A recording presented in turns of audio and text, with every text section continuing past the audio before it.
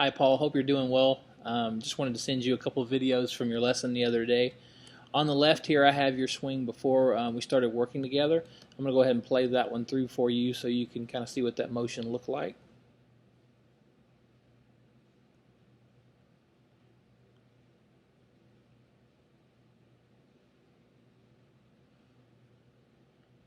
And then on the right here is the new motion. You can see how the weight is staying forward, the left arm is staying straight, the spine is left tilting and extending in the backswing. The wrist angles are much more stable and the arms are much straighter through the shot. So to just kind of recap those things that we talked about, I'm going to do a little bit of a positional by positional comparison here. The first thing I want to do is I'm really just going to draw a line down off the side of your head, just to use kind of as a reference to see how your body is moving throughout the swing.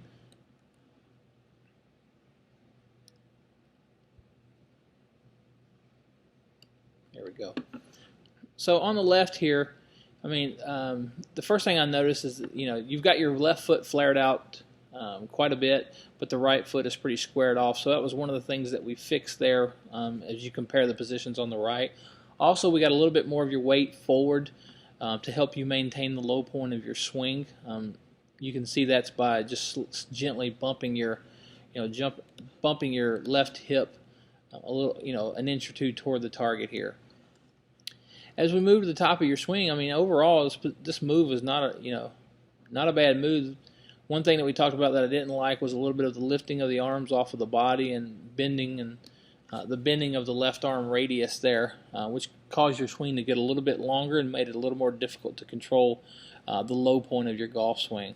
But overall, not a bad motion. Much better here on the right. You can see that the left shoulder is working down. The upper torso, the spine is left tilting, extending, and turning. The right knee straightening and the left knee flexing.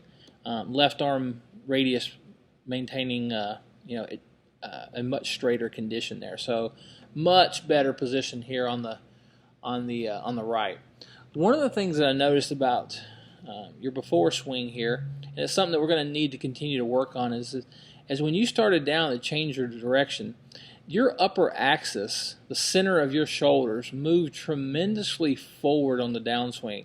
Notice how your head is crossing that red line. That upper axis should remain stable as the lower axis, the belt buckle, the pelvis, slides forward. That gives our upper torso a little bit of tilt away from the target as we approach impact. If I had to describe those things, I would say at the top of the backswing here, the spine should be tilted to the left or toward the target. As the club starts to drop, the spine should become more vertical, about left arm parallel to the ground, and then as the shaft reaches parallel to the ground, the spine should be tilting slightly to the right, and then at impact, the spine should be tilting more to the right.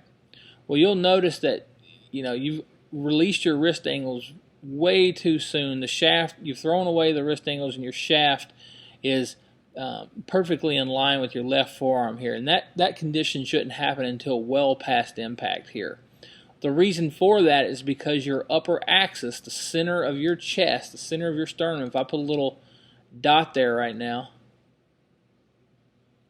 is not remaining stable. Your head should feel as though it's on this wall here, this red wall, and it stays behind that wall into the downswing. But take a look. If I drew a dot now in the center of your axis again, it's way over here now. You have no choice but to release your wrist angles early to get the club head down to the ball.